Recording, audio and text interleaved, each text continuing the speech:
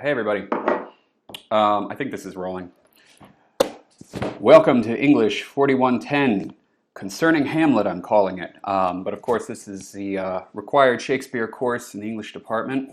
Here we are reading Shakespeare in the time of COVID. I'm not sure what that means yet, but one thing it means is that I'm going to be putting up these videos. I guess I call them mini lectures about once a week, just about what we're reading. I told myself all summer long that I would master iMovies and try to make something a little more fancy, but I never did.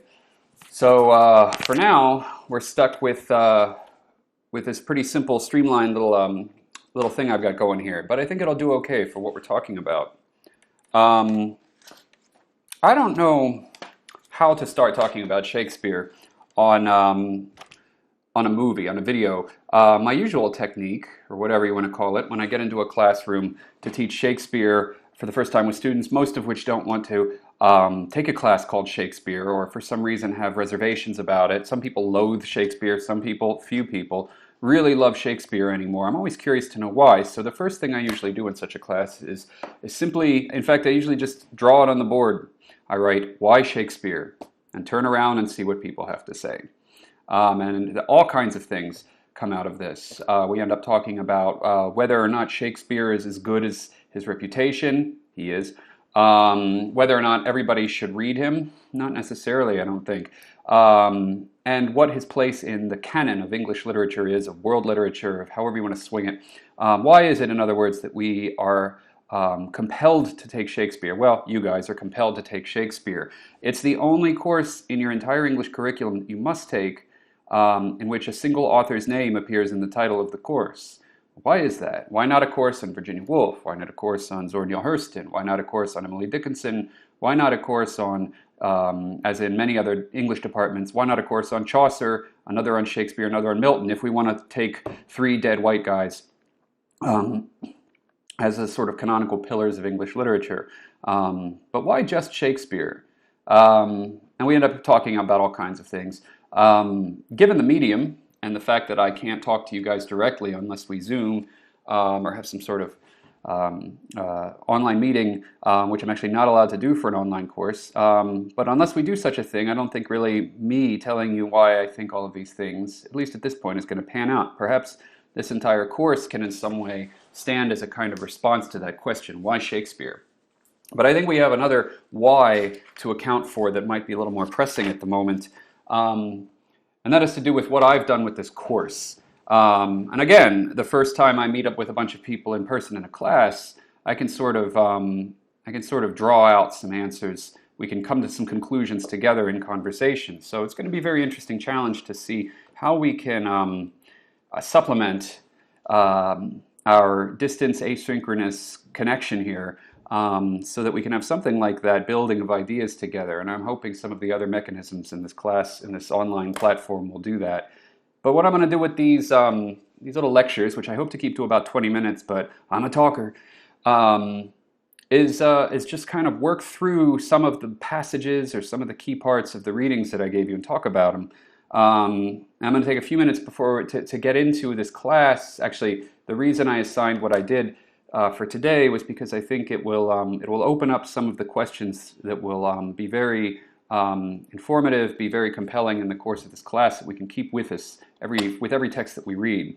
So if you've been through the syllabus, if you've been through the reading schedule, you might notice a peculiar orientation of this class, which is that it focuses not just on one author, namely William Shakespeare. It really focuses on one play by William Shakespeare, which is Hamlet. Many of you may have already read Hamlet or seen one of the many movie or productions or a theatrical production or something. I bet it's not unfamiliar to you. In fact, I guess part of my goal in this class is in a way to make it a little unfamiliar to you again. It's so familiar, especially this to be or not to be soliloquy, things like that. It's so familiar, method to his madness, these key phrases that come out. It's so familiar that I bet you can't even remember the first time that you had some exposure to Hamlet. You know, it's like the Mona Lisa.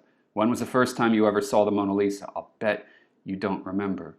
So it's an iconic play, and it bears a lot of concentration and scrutiny, and it rewards a lot of concentration and scrutiny. So what I've done is build this class on Shakespeare around one play. And my governing idea there is that instead of just sort of reading a hodgepodge of Shakespeare's plays in a way like this course is set up, decontextualized from Shakespeare's world and Shakespeare's mind, but just offered up as maybe the only thing you'll read from the 16th and 17th centuries in England, I don't think that's going to offer so much. You don't even really get grounds on which to evaluate the position of Shakespeare in our canon. In other words, if you don't read other plays by Renaissance Elizabethan authors or Jacobin authors, how are you going to know what makes Shakespeare so great? And if you don't look at some of the things that sort of informed Shakespeare in the process of creating his works, how are you going to know that they're so smart? How are you going to know that they're so philosophical and sublime and just dramatically excellent? Without some sort of context, it's hard to know what you're looking at. So I thought we would just focus in on one play, take it like like a crime scene, do some forensics on this sucker. I want to open up, I want to try to find some of the things that Shakespeare was thinking when he wrote that play. I want to know what went into his education, his theatrical and his literary education that informed the words and the ideas of this one play.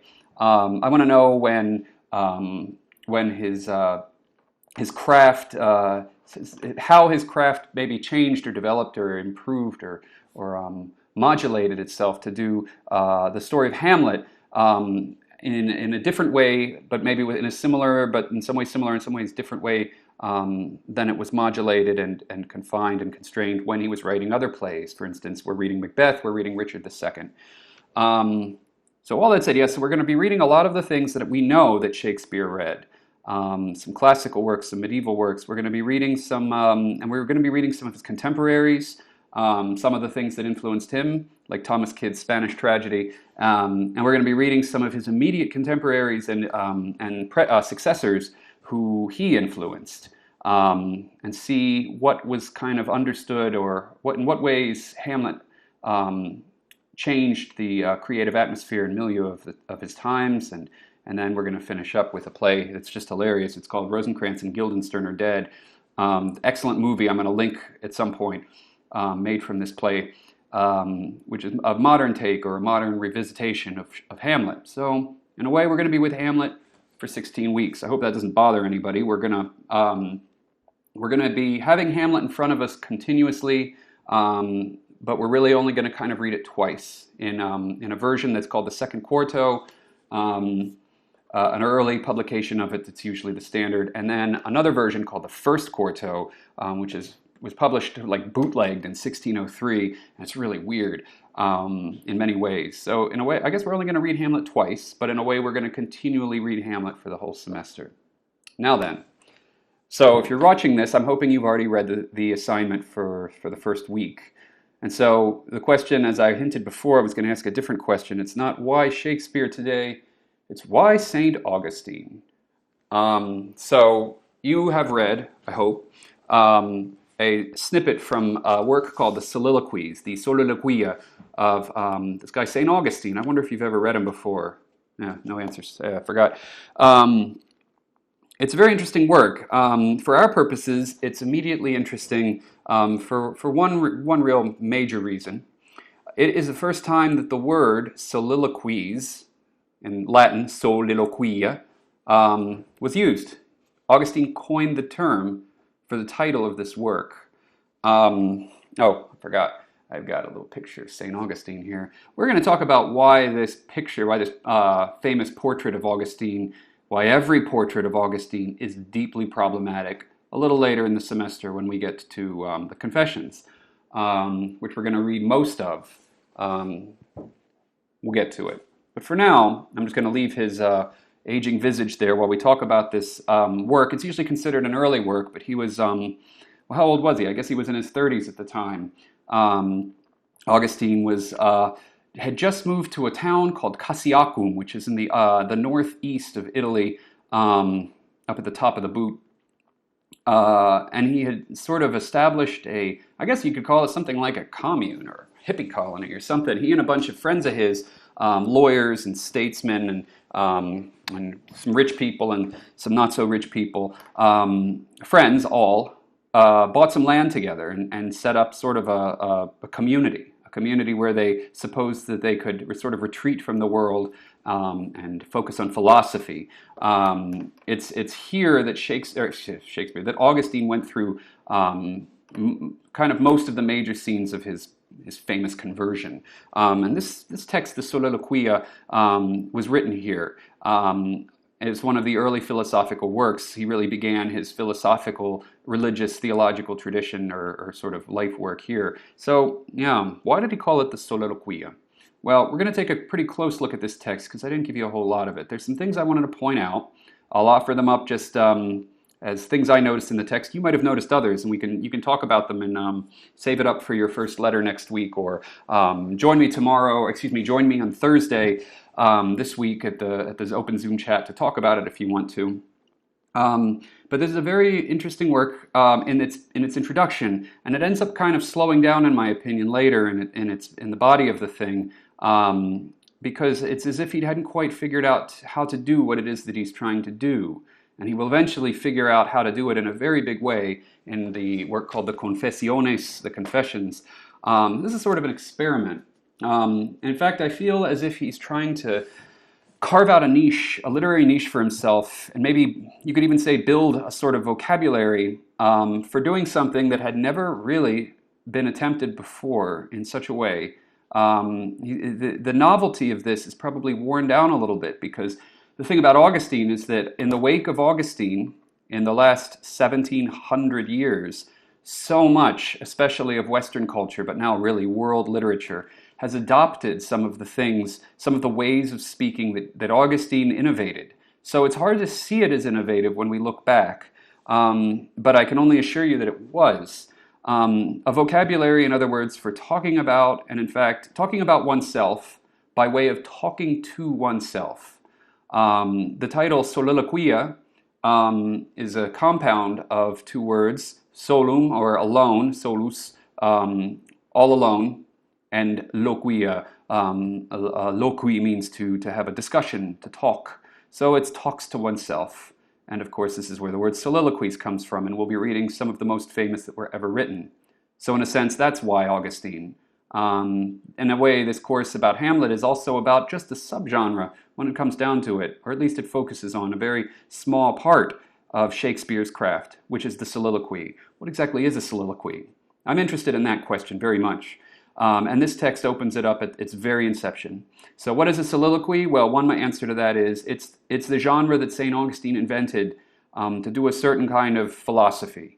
So let's look at these opening passages and see what's here. And I don't know we're going to come to any answers or conclusions. I hope we don't, because it'd be a very boring course if we answered all our questions right off the bat. But we might find some more questions. Excuse me. Got to keep caffeinated. So, yeah, these opening lines, for many days I had been debating within myself many and diverse things, seeking constantly and with anxiety to find out my real self, my best good, and the evil to be avoided. Now, all of that is pretty typical. In fact, even the syntax of this in the Latin pings straight off of like Cicero, like the great Roman philosopher of the classical age, a good 370 years before. More than that, excuse me, more like 400 years before Augustine.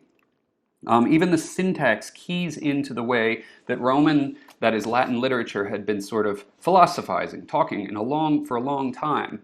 What happens next is a very dramatic scene that puts this on a different footing from what had been done before. I'll also say one more thing. The verb for this, debating within myself many and diverse things. There's a verb in the Latin, volventi. It means to turn. It's revolve, volventi. To me, revolving. There's even this like epic tone to this. So one of the great Roman epics called the Thebaid by a student named Statius, the story of Thebes. It begins with the sort of the author's voice saying, "I'm going to roll out all of this stuff about Thebes. I'm going to volvere. Actually, it's evolvere. But so the term, it's interesting that the term for rolling out epic stuff, raging battles and incest and gods and monsters, evolvere, it's the same, it can be the same verb or nearly the same verb as what one does to cogitate, revolve things in one's mind, so mihi volvente. To me, while I was cogitating, while I was sort of rolling out all of this stuff that felt really epic to me, the most important stuff, even, you might say, here's the interesting part. Suddenly, someone, I don't know who it was, but I know not, but eagerly strive to know whether it were myself or another, within me or without, said to me. I hate this translation. It might say something like, suddenly someone spoke to me. Now, I don't know who it was. I don't know whether it came from inside of me or if it came from outside of me, but I really want to find this out. In a way he never does in this dialogue. But some other voice that I perceive as other from myself said to me. So this is weird, or at least this was weird in 380, in the 360s, no, excuse me. Yeah, the 380s, sorry. Anyway, this is weird. Nothing quite like this had been summoned onto the page before, this voice. What is this voice? Why change tack from something that is like a philosophical mindset, sitting there and letting these sort of topics, these immense concerns, I want to find out who I really am, my real self. He's looking for it. What is my summum bonum? What is my best good? How do I avoid evil? The big questions. And then everything changes tack, because suddenly it seems as if there's a presence that is coming in to interrogate him, and he can't even figure out what this voice is, but it does present itself as a voice, as another speaking character, another, maybe you could say, dramatis persona, enters this scene. Now, how does one not know where some voices? Remember, the title of this reminds us he is speaking on his own. This is a soliloquia, a soliloquium in the singular. Anyway, he's on his own. There's no one else in the room, and yet there's somebody else in the room. How does one not know where such a voice comes from? I'll bet everyone's had something like this experience before. Everyone's probably felt like some voice has intruded into their minds, maybe very metaphorically. Maybe you just felt like you were conflicted, two different selves that were sort of dragging you in one way or another on a decision. Maybe almost literally, where a string of phrases literally seemed to enter your mind and you were like, where did that come from? Am I picking up radio signals in my fillings? What's going on here?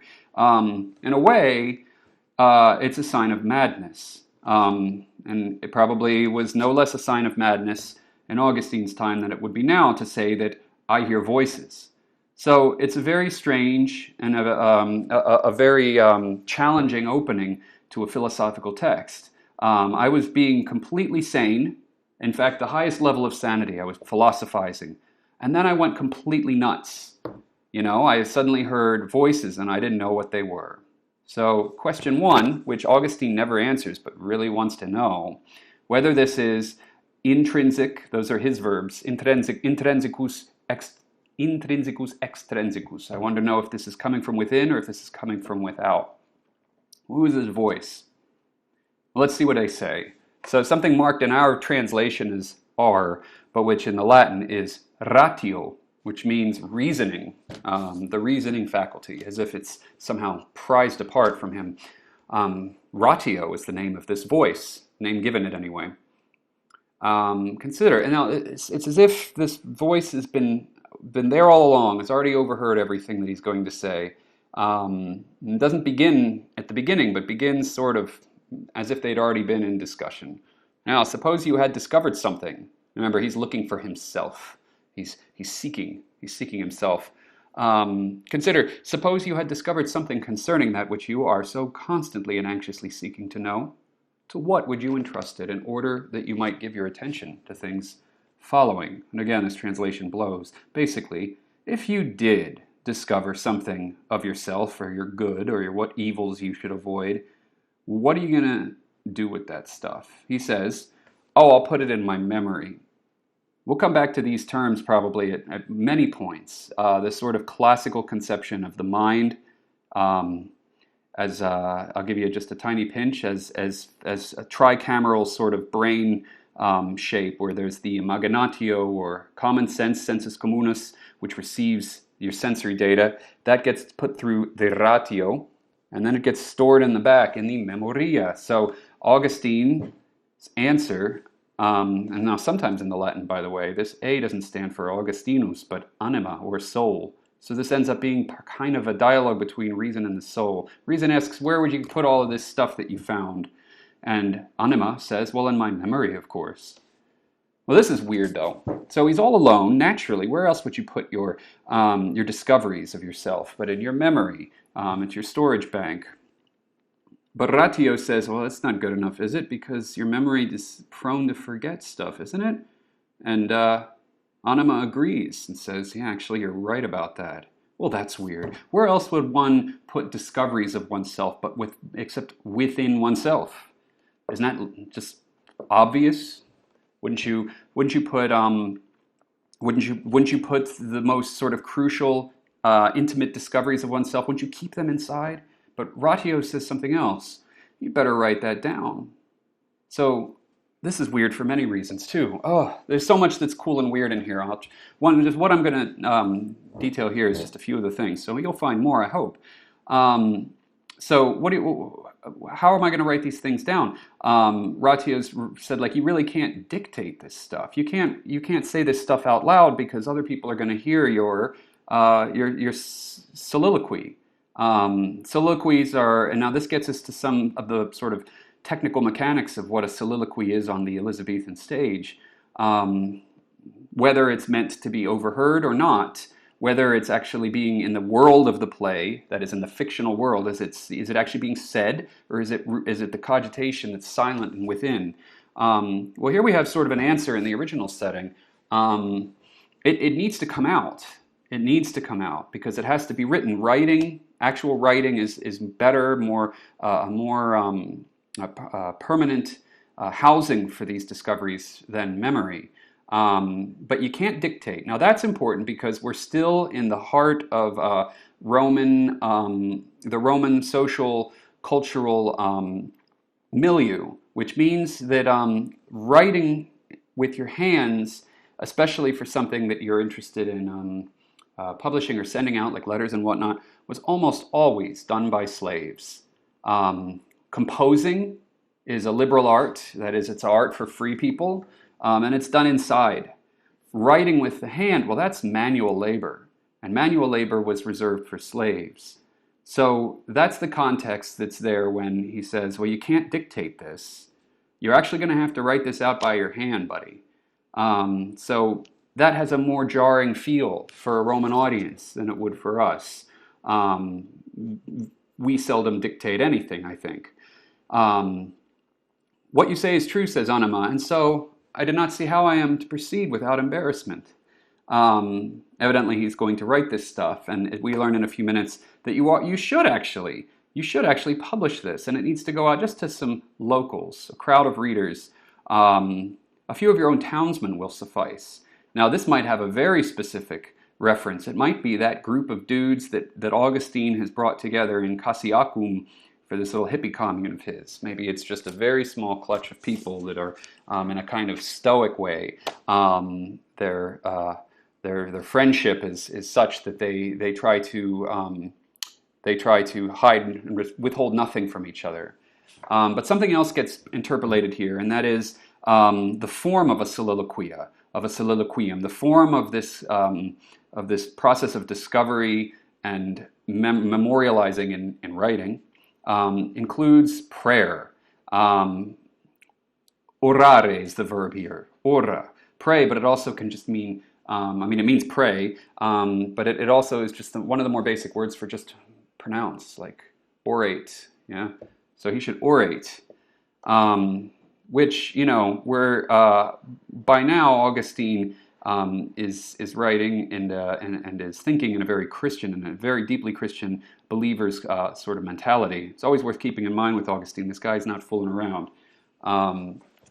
So suddenly the journey for self-discovery for Augustine involves prayer. So what's interesting about that? Well, suddenly, in fact, over the course of just the half page here, what seemed like a very intrinsic process at the beginning of this text has suddenly become extrinsic in some very important ways. For one, however much one is doing this conversation with oneself, finding this voice which is both oneself and not oneself, this sort of cultivated madness, however much one is using this vocabulary in private, intrinsically, it must have this extrinsic expression, and it even must have an addressee. On the one hand, it must have the addressee of some local intimates, neighbors. On the other hand, God, to whom he begins to pray in this way that kind of reeks of this great friend of Augustine, this guy named Ambrose of Milan. So he prays, I did not give you all of this prayer. It goes on for pages. O God, founder of the universe, help me. First of all, I may pray aright. This is getting into some very confessional language here. But let's cut a few pages. Notice we were on page 2 and now we're on page 10. This is the end of the prayer. But this I do implore thy most excellent mercy, that thou convert me in my inmost self to thee. So here that verb convert has a very technical or a very visual sense. Turn me around with you within myself. So there's this way in which, and this comes out in the Confessions too, Augustine is conceiving himself as kind of inside himself, and there's room to move in there, and there's room for other stuff in there. So we'll see what kind of stuff that is in the Confessions, but for now, there's just a hint of it. Turn me around in my inmost self toward you, to thee. And as I incline toward thee, let nothing oppose, and command that so long as I endure and care for the same body, I may be pure and magnanimous and just and prudent, perfect lover and learner of thy wisdom, a fit inhabitant, etc., etc. Something interesting's happened here because at the beginning of this passage, at the beginning of this book, he's very much turned in, right? He's turned into himself. He's looking for himself. He's looking for his good, but yeah, he's looking for himself. It's the first thing he said that he's so anxiously doing. So in the course of this 8-page prayer, he seems to have reoriented. Now he's converting. His eyes are turned now, and they're turned towards this other thing. And the question in the Confessions will take her up from right here. Well, what is God then? Is God intrinsic or extrinsic? Where am I looking for, and where am I directing my prayer when I'm talking to God? So these religious questions will become maybe foundational for medieval philosophy, medieval theology, and the medieval understanding of oneself, which is just to say, really, where Shakespeare left off, or where Shakespeare picked up, I should say. At any rate, in this second section, the last one, the bit that I gave you, Ratio and Anima begin talking again. Behold, I've prayed to God. I'm done. I did what you said you would. I did what I said, or I did what you said. Ratio then. What then do you desire to know? Now notice what's changed. Anima. Those things for which I've prayed. Sum them up briefly. I desire to know God and the soul. Gone are those three things he wanted to know in the beginning. Myself, my good, and the evils I should miss. Gone, or maybe not gone, but rephrased. The prayer seems to have changed his mind a little bit. And their dialogue takes off from these new destinations, or toward these new destinations. God and the soul replaces myself and my good. So that's also a strange, it's not strange that it's changed, it's strange that it didn't begin here. Right? So Augustine is being very theatrical here in a sense.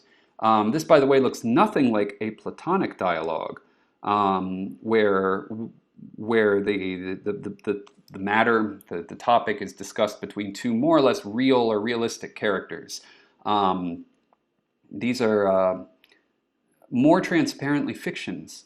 I don't want to say allegories, because in a way, Anima and Ratio are, to at least a late classical author, very real faculties or almost organic components of the mind.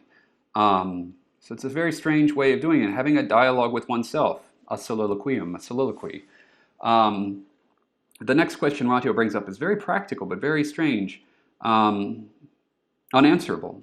So, all right, you're after understanding God and the immortal soul. Well, how do you know when you know enough about that to say that you know it? How do you know when you're done? You know, if you want to know God, isn't God infinite? What's enough? How do we define what's enough? And furthermore, how can you know that you know enough? When can we say it is enough? So this leaves them with something like a conundrum.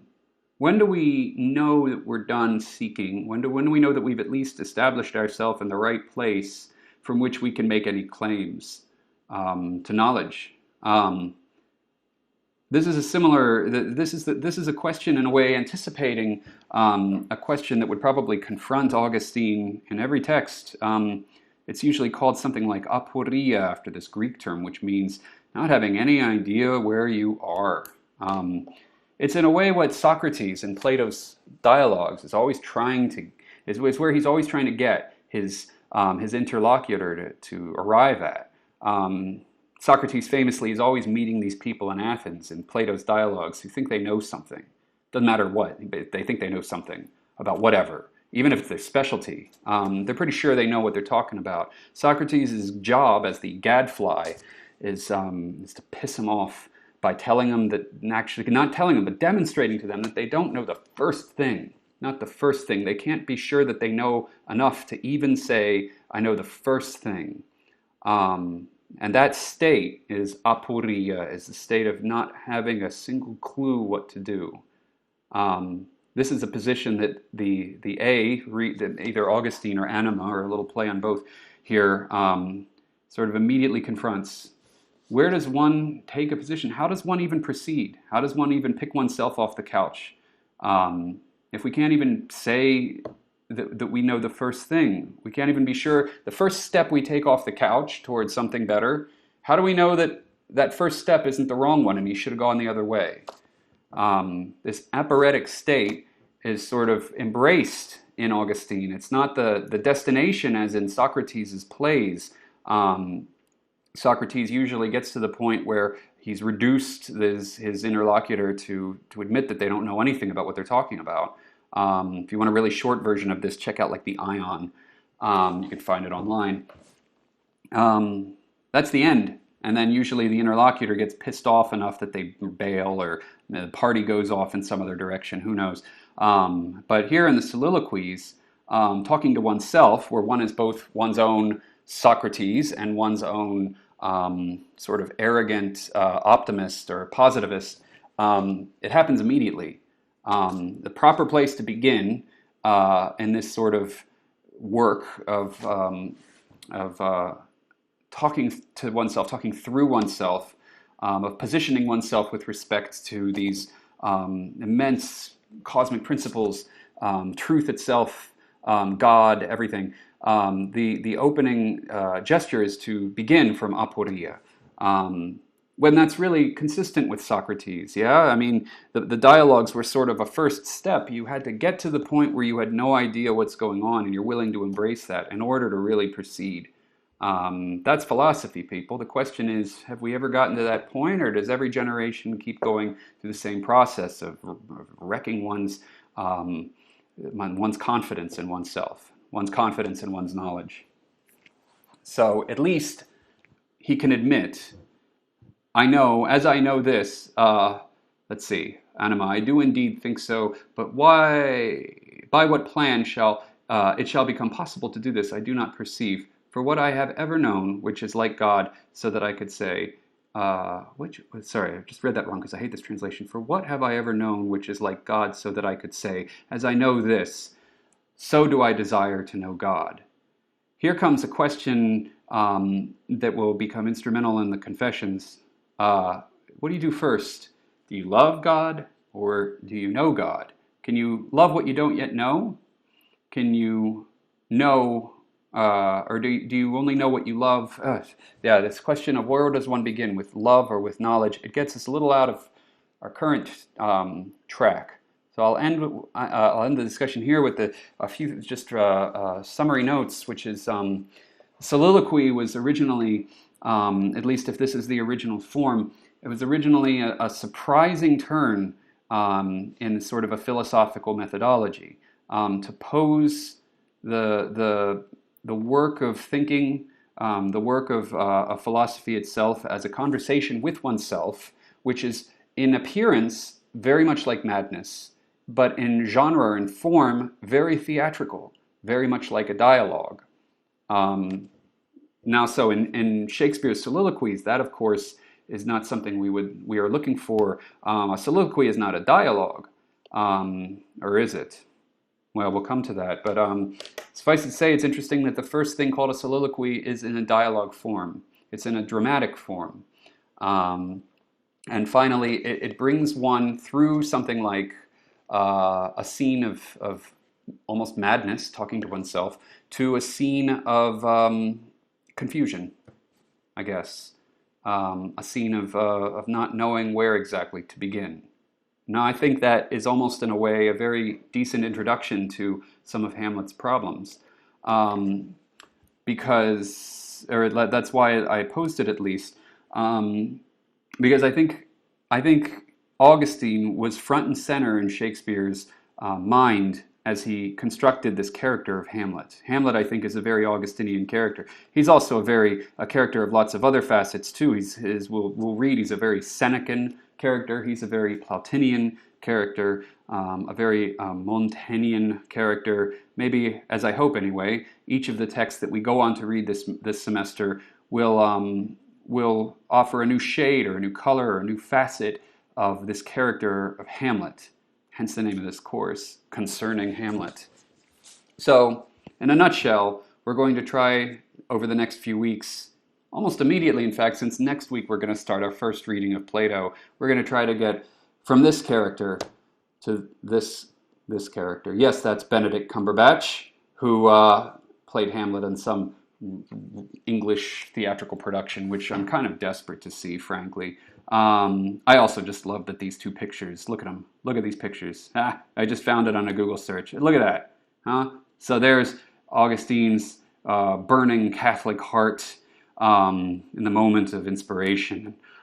There's Hamlet's skull of Yorick in this moment of what?